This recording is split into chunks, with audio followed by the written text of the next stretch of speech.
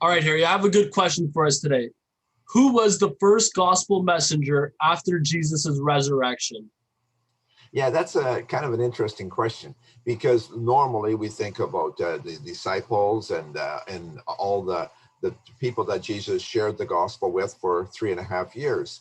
But actually, it was interesting because it was Mary Magdalene that had that privilege. What do you mean Because Mary Magdalene was the first person to spread the good news that Jesus resurrected? yeah, well, because she was the one that went to the tomb first thing Sunday morning before dawn and saw that the grave was empty. So in John, we read, and I presume that's fairly accurate because John himself was there. So Mary went to Peter and John and told them that the tomb was empty, that Jesus was gone, and they came out quickly and looked in the tomb and saw the cloths laying where they were, and they scratched their head and went back home. They were really puzzled about the body being missing. So Mary stayed at the tomb and she was crying, and after they left, she went back in and there were some angels. And so they told her that Jesus had risen. And so then she looked around and there was somebody standing behind her. So she assumed it was the gardener. And so she says to him, if you've taken my master away, could you please tell me where the body is so Mhm. I can come and get it? And he said to her, Mary. And she heard, of course, she recognized the voice She then. says Rabboni, which means teacher. Exactly.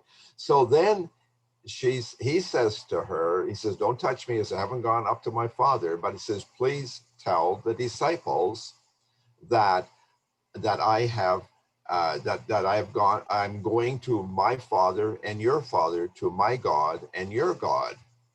And so then she went back to the disciples and said, he is risen.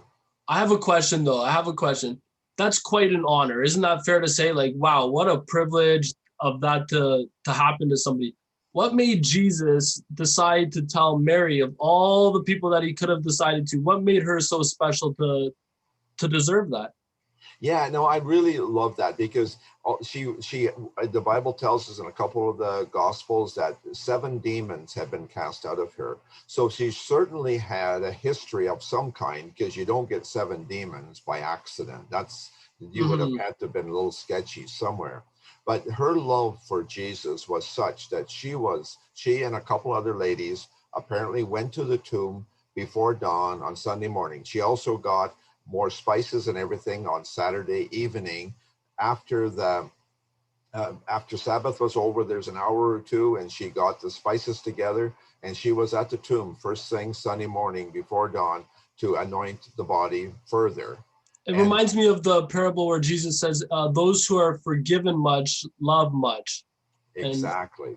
Exactly. So she qualifies. She qualifies for that. She had an unfortunate background, but she loved the Lord like crazy, and she was there. And the Lord, and I believe that this was not an accident by any. Not well. Nothing is ever an accident when it comes to Jesus. But the point is that she, of all people, first of all, a lady. Secondly, and secondly, somebody that had a history, and that she would have the privilege of being the first one. But she also had more appreciation and more love than anybody because she was there, not because she expected to see Jesus risen. None of them understood that, but she was the one that had the privilege of being there first. And to me, I just always really, really love that story because it's so, the very opposite to what everything, and for mm, her to tell the disciples, wow, like to tell, and she had a half a day head start because the rest of the disciples didn't get to meet Jesus till that night, about 10 to 12 hours later. And and you know, it's another thing that I always wondered that I found interesting with her as well is, all the disciples scattered when Jesus was on the cross, but we read that she was there with Jesus's mother as well during the yeah, time when he was actually hanging on the cross. So like you could really see her compassion and her love for Jesus as well. exactly. And the Mary, the mother of Jesus, she was a very virtuous woman. We have great, great respect for her. but yet she didn't have that special privilege. It was the one that was sketchy in history. Like Mary was a perfect lady, but Mary Magdalene was rather imperfect in her background, but yet because of her love and her love for Jesus, and that Jesus could use her to have that tremendous privilege. And also the disciples needed to know that, so that when Jesus met with them that night, they had got used to the idea that something really, really good was happening, did happen, and that the disaster from the few days before at the cross wasn't a disaster at all, that Jesus had risen from the dead, that he had lived to show us how to live, that he had died to ransom us and had rose to redeem us. And how special that all is. Wow, but the privilege of having, that, so the opportunity of having that privilege, I find it just so fascinating and so glorious that it isn't the people of privilege that get the Mhm. privileges. It's the people that care and that love the Lord and want to find him at every opportunity. Awesome. I totally agree with that. Thanks a lot, Harry. Thank you.